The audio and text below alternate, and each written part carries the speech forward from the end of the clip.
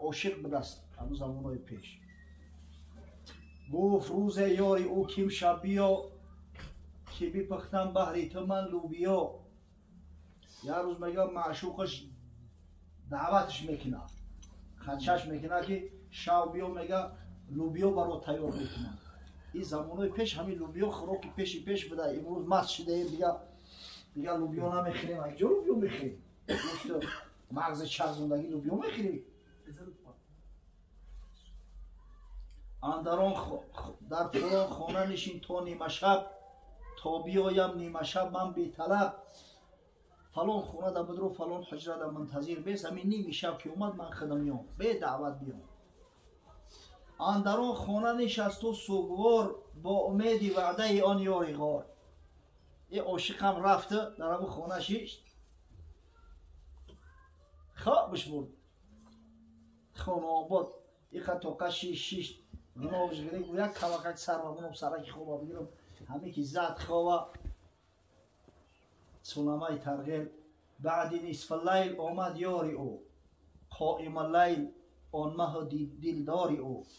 عاشق خود را فتاده خفته دید نیمه شب یارش آمده که وعده قطعی اومد که خواه یخی نرخه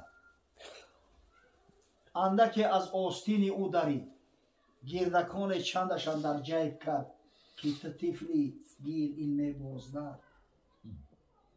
لوی آستینش درونده عادتا همه گلکو که بازی کردن آستیناشون می در بود چند میزنن همه دست آستین هم دیگر میکنن. در کیسهش دسته چورمغزه کرد دختر گفت چون میگیری دعوای عشق و عاشقی کرده تو ولی بوده که چورمغز بازی کرد. چند سحر عاشق از خواب برجهید آستین و گردکان ها را بدید گفت یاری ما همه صدق صفاست. گفت یاری ما همه صدق و وفاست آنچه بر ما میرسد آن هم زیباست.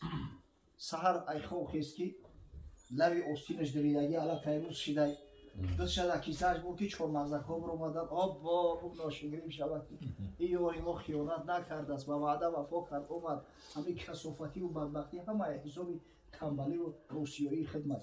عاشق حقیقی را خواب میبره مرگزیده را خواب میبره عاشق حقیقی را خواب نمیبره. و حضرت نصیحت میکنه خواب را بگذار امشب ای پسر یک شب بر کوی بیخوابان گذر. یک شب بر خواب بگذره خانه آباد همه اکثر حیاتت ایسه حیاتی تو در همه خواب میگذره. یک شب میگه از برای خدا تو بخیر مردای خدا را ببین بینگر ایشان را که مجنون گشته اند همچه پروانه به عشقش کشته اند. مردای خدا را تیه ببین که به شب میخیزن قیام شب دارن بیشترای گرم ترک میکنن. تتجافا جنوبهم عن المضاجع یدعون ربهم خوفا و طمعا. بیشترای گرم میگه پهلوهاشون را میبردارن کواک میکنن میخیزن طهارت میکنن پروردگار را عبادت میکنن از خوف دوزخش و به طمع جنت رحمتش. اینا یورا مردک میگن آخی تو را کتا دعوی کتا مردک گرفته دعوی مردی داری. ای مزویر چشم بکشو و ببین چند گویی می ندانم آن این ندانم آن ندانم بهر چیست. تا بدانی کن که می جویم کیست. تا نمیدانم همه دانم شود تا نمی بینم همه بینم شود و ندانم هات میدانم شود. مردی خدا باید فرق کنه آخی جوان مردای خدا را ببینه بزرگای خدا را ببینه قیاماشون را ببینه. در یه موسم حج یک حوجی قطعی مغالطید این خونه آباد همین میشینه و میخیزه و این بچه همین اسلام و مسلمانی هم در خدمت بوده. این همین اسلام و مسلمانی در همین خدای خیلی میدونه در خدمتی کنه همین دعای بعد نماز آخی دیگه هیچی دیگه نیست در عقلی. این بچه حوجی این گفت را نگو آخی تو حوجی تو در حرمی همین کدام چیز این بچه همش در خدمت بوده است. اسلام و مسلمانی هم در خدمت بوده است. یک شب یک چند حوجی را خاص کرده بودن که بریم شبانه زیارت بریم. یک شب حوجی را هم بیدار شو کردم اگر همراه میگویم که این مردک هم در کریدور ایستوده است. کجا میرید اونو؟ گفتم رفتیم این خیال کرد با فکرم که ایجای تشکیلی خیلی دمونا گرفت اومد حرام.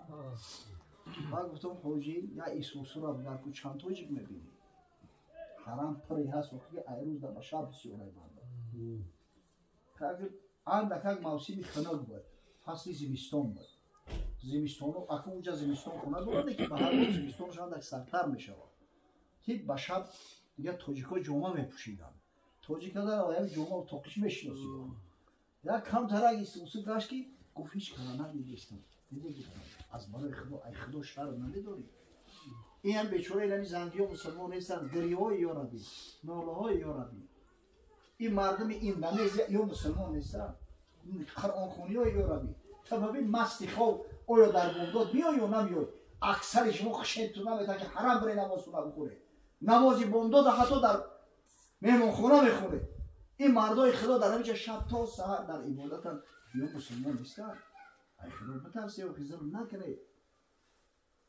حقیقتا این مسلمان حقیقی هم کسی را میگن که قیام شب داره بهترین نماز بعد نمازهای فریضه خدا هم قیام شب بهترین دعایی هست که در همون شب کردن بشه رسول خدا صلی الله علیه و سلم به شب دعا میکرد آخه در حق خدا دعا کنه در حق فرزندات دعا کنه در حق مسلمانان دعا کنه در حق دیار و کشور دعا کنه دعا کنه که خدای تعالی رزق و روزی مسلمانان را فراخ و وسیع بگردونه همین دعا پیش پروردگار اجابت میشود خاصتا وقتی که همون قسمت سیمی شب در کردی بعد پروردگار را خیر من ید اونی فاستجیب له کسی دعا کنه دعاش اجابت میکنه پس کسی که انشالله سخن نیک خوب داره دست به خیر است نان و طعام انفاق در راه خدا میکنه با شب میخیزه نماز میخونه نماز تهجد میخونه انشالله این مرد خدا را اما قصرهای زیبای جنتی منتظر است و این سخن یگان ملا و یگان عالم و یگان عارف نیست این سخنهای پیامبر صادق مصدوق است محمد صلی الله علیه و سلم که هر چیزی گفته است تصدیق کسی گفته این سخنهای حبیب الله است دعا میکنیم در حق دودرمون عبدالرحمن جان در حق پدر و مادرش آخه مادری که این غیرت همت رو البته فرزندش فرزندای جسور و با غیرت و با همت میشوند که پروردگار خیرات احساناتشون با درگاه بنیازش در خاندانشون برکات خیش رو نازل بسازند خداوند اهل این خاندان مهمانای محترم که امروز مهمان این خاندان هستند مجموعا جمعی امتهای با غیرت با همت با محبت مردم ما همه عبدالله بن عمر از عبدالله بن عمر فرق نداره در نوشتن عمر در زبان عربی یک واو اضافه می شود عمر یک واو اضافه می شود عمر هم واو نداره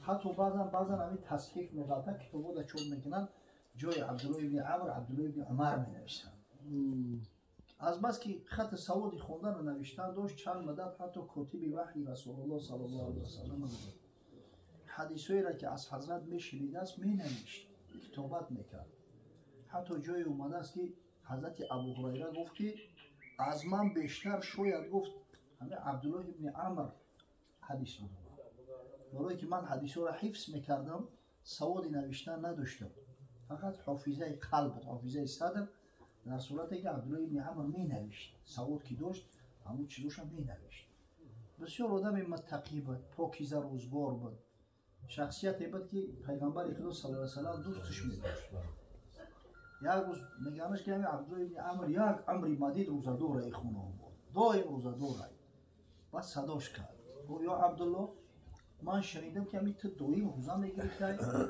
گفت یا رسول الله همین خیلی قوت دار دستم خداوند میگم دارم جوانم چرا نگیرم گفتی تری نگیرم همه هر ماه 3 روز روزه میگی الحسنة بعشر امثالها حسنه هر حسنه 10 ثواب داره همه 3 روز در ماه روزه میگی تو گویا که تمام ماه روزه گرفتگی انشاءالله ثواب یک ماه روزه را خدای تعالی برات میده گفت یا رسول الله من با قوت‌ترم خیال میکنم از این در روزه بهتر میگیرم نباشه گفت با قوت که باشی یه روز بخوری یه روز بگی روز در میون بگی دائمی نگی یه روز روزه بگیر یه روز روزه تا بخور. و میگه حضرت گفت که یا رسول الله عید در روزه بهتر گرفتن بتونه. بعد گفت عید یا بهتر نمیشه و یک خونه بود. روزه عید یا بهتر نمیشه. احب الصيام الى الله صيام داود علیه السلام کان یصوم یوما و یفطر یوما. محبوب ترین روزه در پیش پروردگار روزه حضرت داود علیه السلام بوده است که حضرت یه روز روزه میگرفت است یه روز روزه را میخوند است. عید بهتر و خوبتر نمیشود. همطوری بگید یعنی حضرت خاموش شده نه که همه این جوانی همه خیلیده همه دولا گفت که وقتش را اهمیت ندادیم. کمپیری اون روز گفت سیناب زخری خالد گوش نکردیم پورا خنک زده است این روز عذاب میکشیم. و حضرت هم کم کم سرکشی کرده و هر روز هم تا روزش دوام میدونده است. زیرا که در اخیر حدیث اومده است که وقتهای اخیر حیاتش وقتی که مشکلیات مواجه شد عذاب کشید و پیغمبر تاکیدش کرده بود که این هر روزش خوب نیست. حضرت گفت این للجسد علیک حقا این لجسدک علیک حقا. همین جسدی تو در ذمت حق داره ولی عینک علیک حقا. چشم در ذمت حق داره. وقتی که نخوردی چشم خیره میشید است. همون هم ویتامین در کاره که باید هم بگیرد دوزش. ولی زورک علیک حقا. همون مهمون هم در ذمت حق داره. مهمون بیاید و تلا و دهنت بستگی هیچی نخری و بیچاره هم خجالت میکشه هیچی نمیخره. ولی زوجی که علیک حقا. همون زنک هم در ذمت حق داره. خانواده روز تو بگه روزادار ما شب گساله سیمخر بولی پیشتا بگردونی و زنک هم طلب داره حق داره نفس داره. همه گوش نمیکرده است روزا میگریخته است. بعد آخرا دا میگه پشیمان شد گفت یا لیتنی قبیلت رخصت رسول الله صلی الله علیه و سلم. ای کاش که رخصت پیغمبر صلی الله علیه و سلم قبول میکردم. همین ما شما را روزی میشوند که پشیمان میشیم. ای کاش که سنت پیغمبر صلی الله علیه و سلم قط زندگی و عمل میکردم. ای کاش که در محفل و معرکه دملو ششتگی بودن حلال و حرام میپرسیدم برای امروز من آمادگی میدیدم. انسان قویدش همیه از بس که عجولای شیری خان کردگی تا سلامتیش ای دستش نروا به قدر سلامتی نمیرسه. تا پیر نشوه به قدر جوانی نمیرسه. تا محکمش نکنم به قدر آزادی نمیرسه. تا گشنه نشوه به قدر نون نمیرسه. قویده همی بده است. برای به قدر نعمت پروردگار رسیدن در کار. شکرگزاری نعمت پروردگار چیه؟ استفاده بودن در کار. در محفل اگر جای سخن از خدا و پیغمبر گفته شد دو گوش نه 4 گوش قطعی گوش کردن در کار. گوش قلب هم اینجا داخل کردن در کار و حفظ کردن در کار که البته روزی میشود که انشاءالله به کارت میآید. همین حضرت عبدالله ابن عمر رضی الله تعالی عنه روایت میکند که بار رسول خدا صلی الله علیه و سلم بشارت داد. وقتی وصف جنت میکرد گفت این فی الجنت غرفا یرا ظاهرها من باطنها و باطنها من ظاهرها. در جنت گفت غرفه ها هست. در جنت حجره ها و خانه هایی هست همه عینورای چنان روشنی هست که درونش ای بیرونش میبینی بیرونش ای درون میبینی. این وقتایی که حضرت صلی الله علیه و سلم میسخن از اون آینه نبود. مردم نمیدونستن که آینهش چیه. شیشه میکنن همه را شیشه بندی میکنن. چنان تابناک روشنی هست بود در جنت که مقصد چنان جای نمایانی هست که حواست میکنه ظاهر و باطنش دیده میشود. مگه حضرت ابو مالک اشعری همونجا بوده است گفت لمن هی یا رسول الله. ای حبیب الله خداوند خیلی حجره ها را برای کی بیته این قصر را برای کدام بندهاش تخصیص داده است. حضرت فرمود لمن اطاب الکلام و اطعم الطعام و بات قائما و الناس نیام. برای کسایی را که سخنی نیک خوب دارن سخنی خوش میگن و مردم نان طعام میتن دستی به خیر دارن و به شب در حالی که مردم خوب هستن اینا میخیزن و به خاطر الله نماز میخونن نماز تهجد میخونن. آن همون قصرها مکان اینمی طایفه بنده های خدا هستند. همینه که پروردگار بزرگ همه امکانات برای اکثر ما و شما میسر گردانده است. زمان مداد است. کم زبان خودی باید سخنی نیک بگوی، با زبان ذکر کنی. میشوه که با زبان حقارت کنی، میشوه که با زبان غیبت کنی، تهمت کنی. اما در پیش خدای تو جواب میگوی. این السمع والبصر والفؤاد کل اولئک کان عنه مسئولا. بیشک این بینایی و شنوایی و این قلب از هر کدام این قیامت پرسیده میشوی. شنیدم که پیر پسر رو به قهر ملامت همه کرد که ای شوخ چشم تو را تیشه دادم که هیزم شکن، نگفتم که دیواری مسجد بکن. حضرت شیخ سعدی قیزم میکنه. شنیدم که پیر پسر رو به خشم ملامت همه کرد که ای شوخ چشم تو را تیشه دادم که هیزم شکن، نگفتم که دیواری مسجد بکن. مسافر بچه‌ش میگه به خشم غضب جنجال داره که اوکی ای خانم بود تیشه را خریدم دیگه هیزم میده کنی برای زمستان را تیار کنی. این تیشه را ندادم که بخی دیواری بچه بکنی، دیوار ای سرت سبیل مونی چپا کنی. و حضرت نصیحت میکنه زبان آمد از بحر شکر و سپاس، به غیبت نگرداندش حق شناس. همین زبان خدای تعالی برای شکر، برای سپاس، برای سخن نیک خیر خلق کرده است.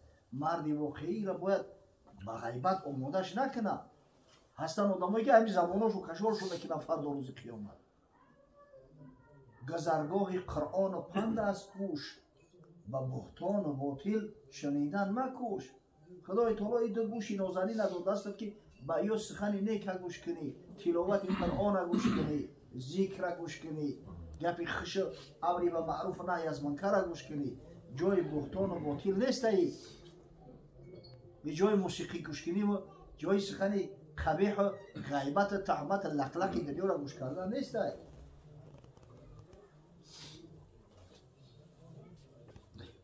ده چشم از پی سمع باری نکست، زی عیبی برادر فروغی را دوست. این ده چشم نازنین خدای تعالی داده است که سمع پروردگار را ببینی، هم لذت بری، هم شکرگزاری نعمت پروردگار را کنی. برای عیب جویی و عیب، برای فحش فحشی تماشا کردن نه.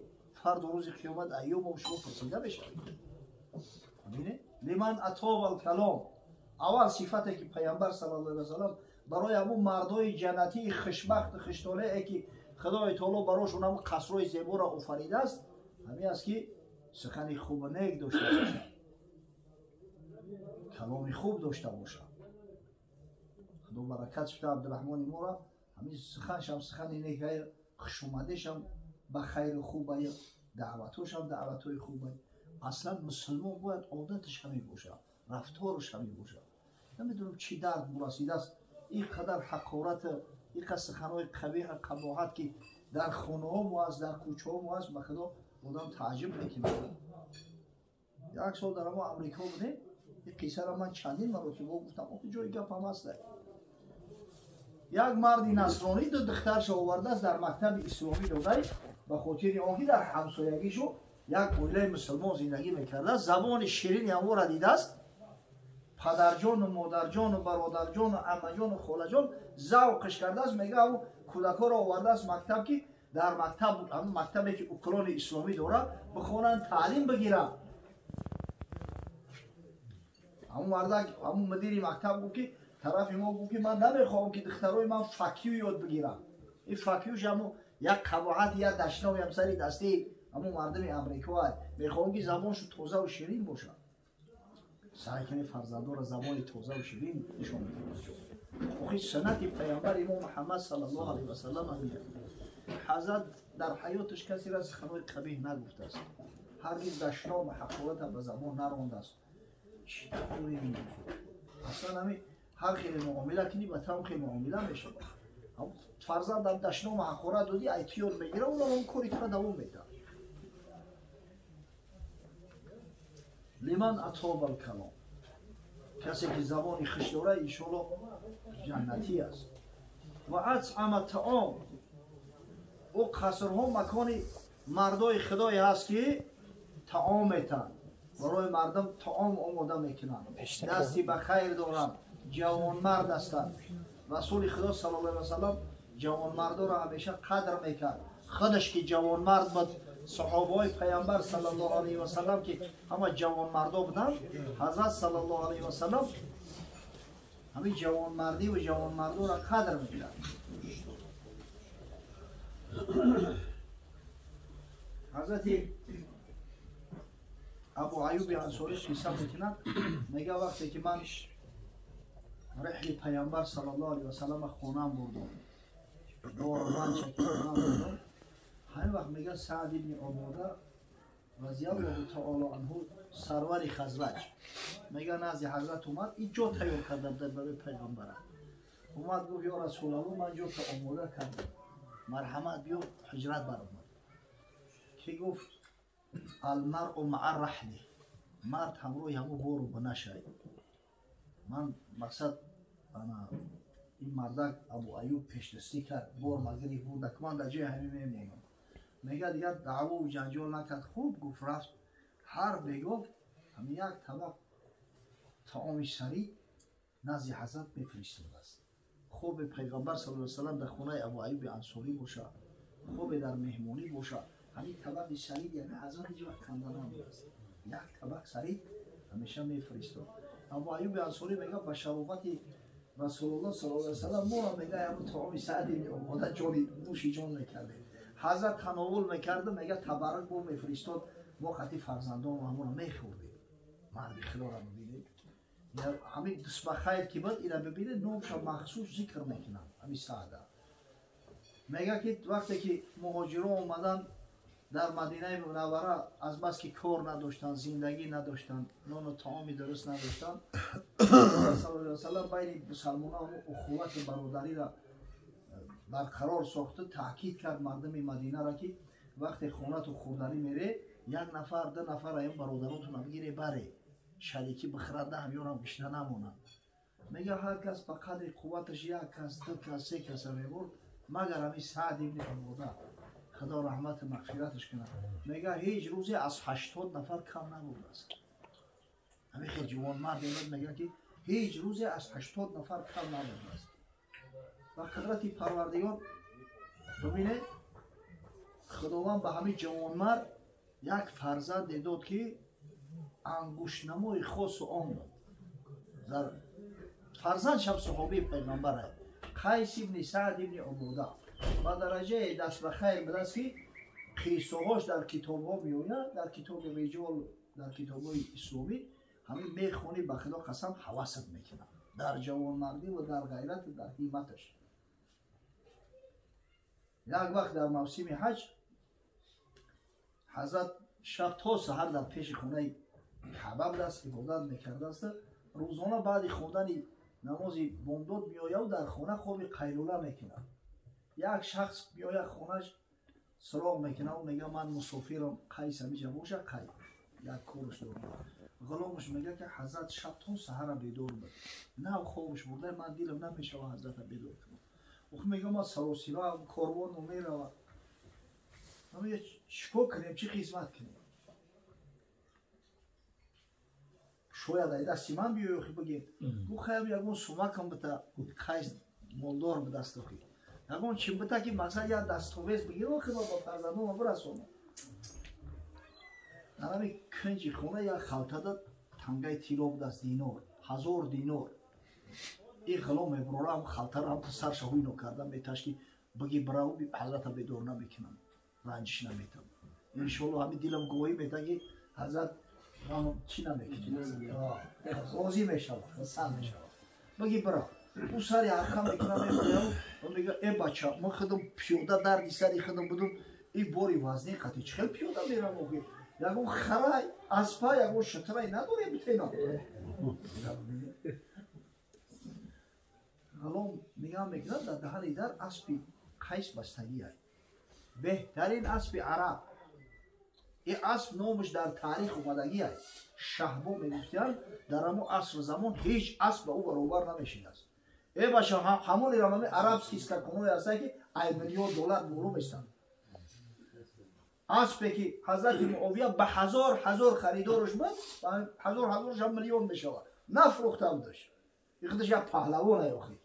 همون اسب بستگی این غلام چی بدونه قدری اسب و اسبی میدان و خیر را بگی برم میگم ما اینجا اترا شتر خر بیو سوار میشه اسب همچین میکنه بیرا وقتی حضرت ای خوب بدور میشه غلام نزدش میام میگه حضرت همین خوب بدی بیدور نکردیم یک آدم اومد کم قلب دست یک چی بتیم گفتم همون خلطه تیلو را دوزمش گریف رفت بسیار کاری خوب کردی بچم برکت بیاری میندارو و گفت ولی خلاص نشیده حضرت ما همین دعوا رو برداشتی مقصد ما پیوده هم ایره چخیل ببرم سری هرکه زورو میویا ای کاربون خفو میمونم یکون خره اسب بیو همون اسب تا گفتم که خیر را سورشم برم ایمی جوش راست پرید خیزه دوی غلام آزادت کردم با خدا قسم تا ایمت دا جسورتر بدهی ایمت دا دست بخیرتر بدهی هیچ وقت دیلی بشید که او اسبا بتو می رفتم یکون چی بخرید و میداد میشم نه که او را نمیدادم ایتا ایمت دا جسورتر بدهی آزادت کردم برا آزاد تری جوان مرد زیبی غلامی نداره تو فقط باید غلامی الله باشی الله باشی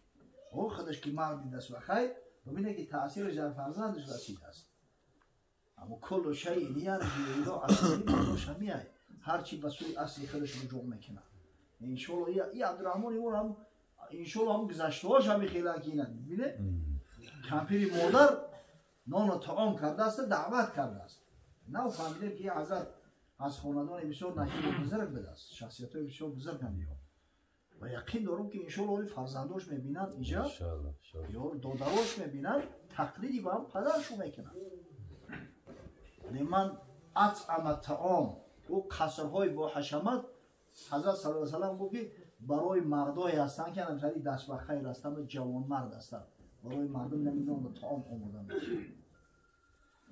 و با قائما و ناس نیام برای مردای شب زنده‌دار برای شخصایی که در حالی که مردم استخواب هستند میخیزن عبادت خدا را میکنند سر در سجده الهی میگذارند پیش پروردگار راز و نیاز میکنند همین مسئله قیام شب واقعا مسئله نازکه ولی یک جوان مرد است همین دو مورد درس میده خدا برکتش بده نوشه نگیریم اما تاکید میکرده است که همین ملوی که قیام شب نداشته باشه نماز تهجد نداشته باشه اون ملو نیست با خدا قسم راست میگم قیام شب نماز شب نداشته باشه او مؤمنی واقعی نیست حضرت صلی الله علیه و سلم میگه علیکم بقیام اللیل فانه دأب الصالحین قبلکم بر شما بود قیام شب که قیام شب عادت جوانمردای قبل از شما بود در تاریخ بشریت هیچ پیغمبری هیچ اولیای هیچ عالم حقیقی را در نظر دارم انما یخشى الله من عباده العلماء عالم حقیقی کسی را میگن که ای خدا میترسه علما ای همه بیشتر باید ای خدا بترسن آخی هیچ بزرگ به قیام شب نگذشته است هیچ که به درجه بزرگی نمیرسه اگر به شرط قیام شب نداشته باشه با آه نیمه شبی کوشم گریه سحری خدا رحمت کنه خواجه حافظ انا قیام شب خواجه حافظ کرده است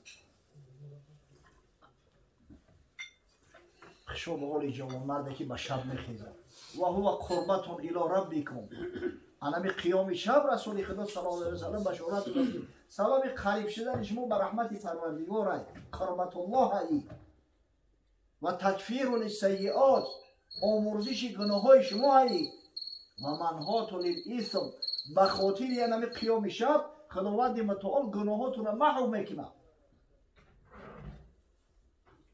گناه انسان را محو میکنه حالت های میشوه که بعضی گناه های اندک صغیره هسته که آدم میکنه اما موقوفش گذاشته گیان وقتی که به شب میخیزه و نماز شب میخونه خدای تعالی امر میکنه است که اون خط بزنه خط او بالا معصیتش بکشه که حتی در همون سپیسکا دیگه نمیمونه همون چیز چنین نقلی درست است از پیامبر که حق گوید به بنده روز محشر که ای بنده بیا و نامه برخوان که تا چی کرده ای امر فراوان شیخ عطار قصه میکنه که از رسول خدا صلی الله علیه و سلم روایت است که میگه فردا روز قیامت وقتی که خدای تعالی بنده را حشر میکنه تاکید میکنه نامه اعمالش بنده که در دست گرفت که کو بخوان چیکار کرده در قبال نعمت‌های پروردگار چه عملی انجام داده؟ چه بنده نامه بر خانه سراسر نبیند جز معاصی هیچ دیگر نگاه میکنه آقای نامه سب سیاه رنگ اما قلبش واری چه در نامه نبیند جز سیاهی زبان بکشاید و گوید الهی به دوزخ میروم زین باری توبه. وقتی که میبینه نامه اعمال جزیبار همه معصیت همه گناه شوخی میفهمیم به حواس بزاو مردای هستن در قلی کوچه ایستادگیان هر زنکی که میگذره تماشاش میکنن و همه گناه های همه در نامه اعمال نوشته بشود. هر دویم سخن مو دشنام و حقارت های سویاسکه اسلام شده دیگه لعنتی و پدر لعنت بر جان علم و همه گناه های در نامه اعمال ثبت میشود. محفل معرکه نیست که در اونجا غیبت نباشه. غیبت گناه کبیره در نامه اعمال ثبت میشود. زبان بکشاید و گوید الهی به دوزخ میروم زین باری توبه. حقش گوید که پشتی نامه برخواه. بعد امر میشود خداوند میگه اگه نامه را بر بگردون پشت ببین. چه نامه وقتی که نامه را میگه برگرداند به یک بار چنین یابد نوشته آخری کار بدی را چون پشیمان گشته باشد حقش 10 نیکویی بنوشته باشد.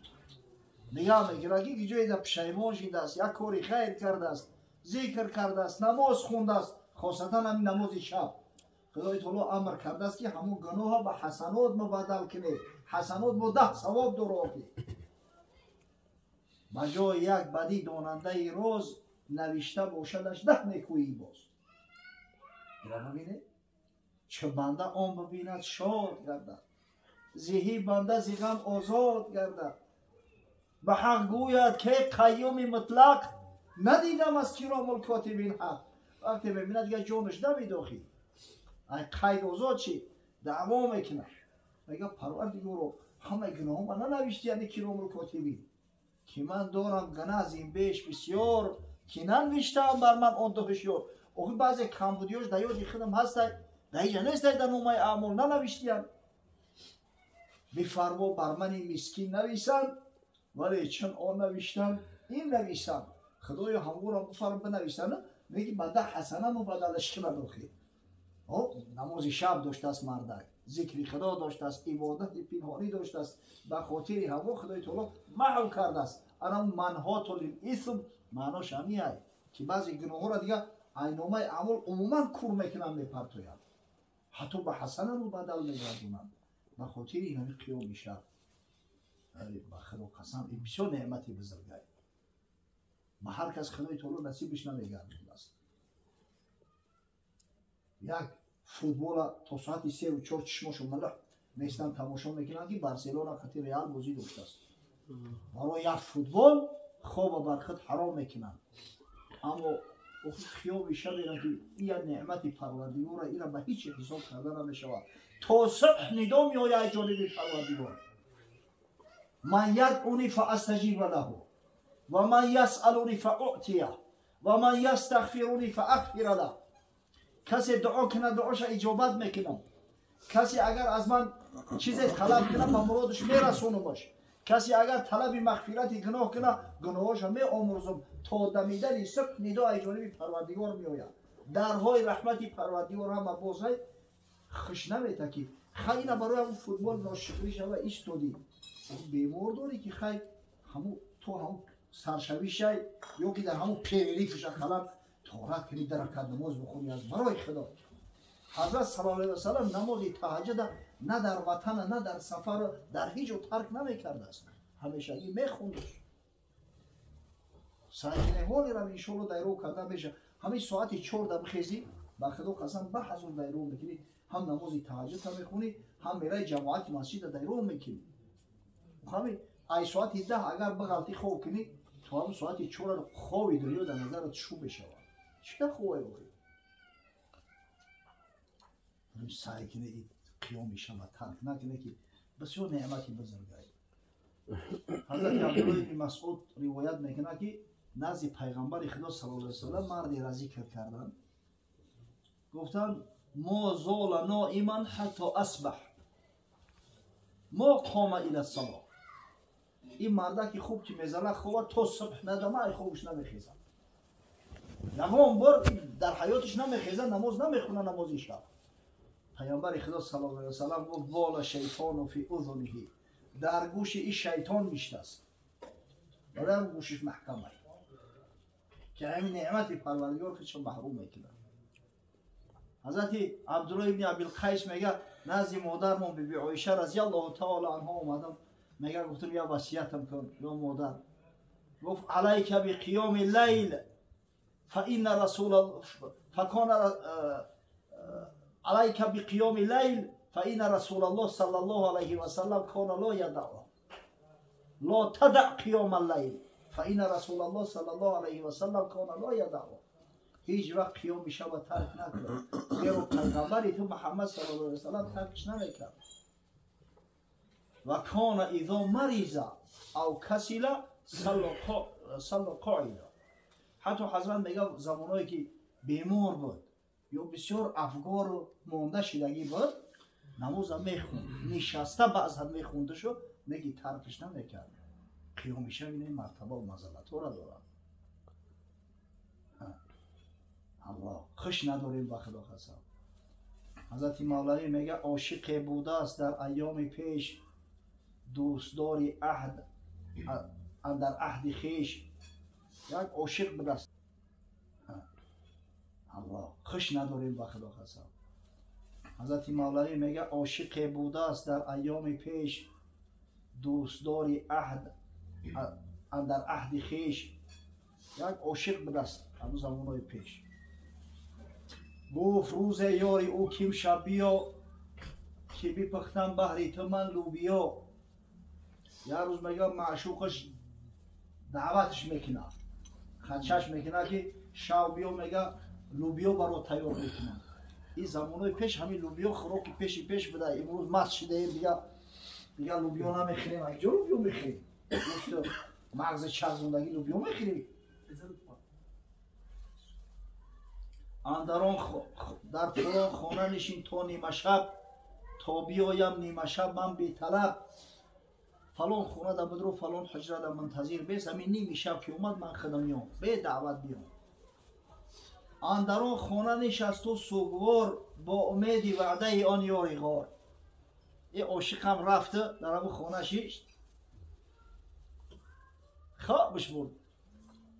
خانه آباد یک خطاقه شیشت نوش گرفت و یک کمکک سر و منم سرک خوابا بگیرم همه که زد خوابا. سونمای ترغیل بعد نصف اللیل آمد یاری او، قائم اللیل آن مه دلداری او. عاشق خود را فتاده خفتد نیم شب یارش آمده که وعده قطعی اومد که خواه یوخی نرخه. اندک از آستین او درید، گردکان چندشان در جیب کرد که طفلی گیر این میبازدر. لوی آستینش دارند. عادتا همه گلکو که بازی کردن آستیناشون میدره بود، چند میزنن همون دست آستین هم دیگر میکنن. در کیسهش دسته چورمغزه کرد. دختر گفت چو میکنی دعوای عشق و عشقی کرده تو ولی بوده که چورمغز بازی کرد. چند سحر عاشق از خواب برجهید، آستین و گردکانها را بدید. گفت یاری ما همه صدق صفاست، گفت یاری ما همه صدق و وفاست. آنچه بر ما میرسد آن حفظ ماست. سحر ای خواب خیست که لوی آستینش دریدگی علا پیروز شده، دستش در کیسهش بود که چورمغزک ها بر اومدن. آبا خوب ناشنگری شود این یاری ما خیانت نکرد است و وعده وفا کرد اومد. همین کسافتی و بدبختی همه حسابی تنبلی و روسیایی خدمت. عاشق حقیقی را خواب میبره، مرگزیده را خواب میبره، عاشق حقیقی را خواب نمیبره. و حضرت نصیحت میکنه خواب را بگذار امشب ای پسر، یک شب بر کوی بیخوابان گذر. یک شب بر خواب بگذره خانه آباد همه اکثر حیاتت ایسه حیاتی تو در همه خواب میگذره. یک شب میگه از برای خدا تو بخیر مردای خدا را ببین، بینگر ایشان را که مجنون گشته اند، همچه پروانه به عشقش کشته اند. مردای خدا را تیه ببین که به شب میخیزن، قیام شب دارن، بیشترای گرم ترک میکنن. تتجافا جنوبهم عن المضاجع یدعون ربهم خوفا و طمعا. بیشترای گرم میگه پهلوهاشون همه بردارن، کواک میکنن، میخیزن، طهارت میکنن، پروردگار را عبادت میکنن، از خوف دوزخش و به طمع جنت رحمتش. اینا یورا مردک میگن اوکی تو را کتا دعوی کتا مردک گرفته دعوی مردی داری؟ ای مزویر چشم بکشو و ببین چند گویی می ندانم آن این ندانم آن ندانم بهر چیست. تا بدانی کن که می جویم کیست. تا نمیدانم همه دانم شود، تا نمیبینم همه بینم شود، و ندانم هات میدانم شود. مرد خدا باید فرق کنه آخی. جوان مردای خدا را ببینه، بزرگای خدا را ببینه، قیاماشون را ببینه. در یک موسم حج یک حوجی قطعی مغالطید این خانواده همه میشینه و میخیزه و این بچه همین اسلام و مسلمانی هم در خدمت بوده. این همه اسلام و مسلمانی در همه خدای خیلی میدونه در خدمت کنه. همه دعای بعد نماز آخی دیگه هیچی دیگه نیست در عقلی. یه بچه حاجی ایگا پورا نگو آخی تو حاجی تو در حرمی همین کدام چیز یه بچه همه در خدمت بوده است. اسلام و مسلمانی هم در خدمت بوده است. یک شب یک چند حاجی را خواست کرده بودن که بریم شبانه زیارت بریم. یک چند حاجی را هم بیدار شو کردم اکنون همراه میبریم که این مردک هم در کریدور ایستوده است. کجا میرید اونو؟ گفتم رفتیم. این خیال احتاج با فکرم که جای تشکیلی خیلی نمونه گرفت اومد حرام. من گفتم حاجی یا ایسوسو را برکو چند تا جیب میبینی حرام پری هست وقتی که ایروز در شب سیاره بنده اندک موسمی خنک بود، فصل زمستان بود. زمستان رو اکنون اونجا زمستان خونه دارده که به هر روز زمستانش اندک سرتر میشود که به شب دیگه تاجیک‌ها جامعه میپوشیدن. تاجیک‌ها در آیم جامعه و تاقیش میشناسیدن. یک کم ترک ایسوسو گشت که گفت هیچ کنه ندیدستم. دیگه گفتم از برای خدا ای خدا شر نداری. این هم بیچاره اینمی زنگی ها مسلمان نیستن. گریه های یا ربی، ناله های یا ربی. این مردم این نمیز یا مسلمان نیستن. قرآن خونی های یا ربی. تا ببین مستی خواه آیا در بغداد میای یا نمیای. اکثر شما خشید تو نمیتن که حرم برای نماز خونه بخوره. نمازی بغداد حتی در مهمان خونه میخوره. این مردای خدا در همینجا شب تا سحر در عبادتن یا مسلمان نیستن. ای خدا بترسی و ظلم نکنه. حقیقتا این مسلمان حقیقی هم کسی را میگن که قیام شب داره. بهترین نماز بعد نمازهای فریضه خدا هم قیام شب. بهترین دعایی است که در همون شب کردن میشود. رسول خدا صلی الله علیه و سلم به شب دعا میکرد. آخه در حق اختان دعا کنید، در حق فرزندات دعا کنید، در حق مسلمانان دعا کنید، در حق دیار و کشور دعا کنید. دعا کنه که خدای تعالی رزق و روزی مسلمانان را فراخ و وسیع بگردونه. همین دعا پیش پروردگار اجابت میشود. خاصتا وقتی که همون قسمت سیمی شب را کردی بعد پروردگار را خیر من ید اونی فاستجیب له. کسی دعا کنه دعاش اجابت میکنه. پس کسی که انشالله سخن نیک خوب داره، دست به خیر است، نان و طعام انفاق در راه خدا میکنه، با شب میخیزن نماز میخونن، نماز تهجد میخونن، انشالله این مرد خدا را اما قصرهای زیبای جنتی منتظر است. و این سخن یگان ملا و یگان عالم و یگان عارف نیست. این سخنهای پیامبر صادق مصدوق است محمد صلی الله علیه و سلم که هر چیزی گفته است تصدیق کسی گفته. این سخنهای حبیب الله است. دعا میکنیم در حق دودرمون عبدالرحمن جان، در حق پدر و مادرش. مادری که این غیرت همت رو البته فرزندش فرزندای جسور و با غیرت و همت میشوند که پروردگار خیرات احسانات چون با درگاه بنیاز در خاندانشون برکات خیش رو نازل بسازند. خداوند اهل این خاندان مهمانای محترم که امروز مهمان این خاندان هستند، مجموعاً جمعی امتهای با غیرت با همت با محبت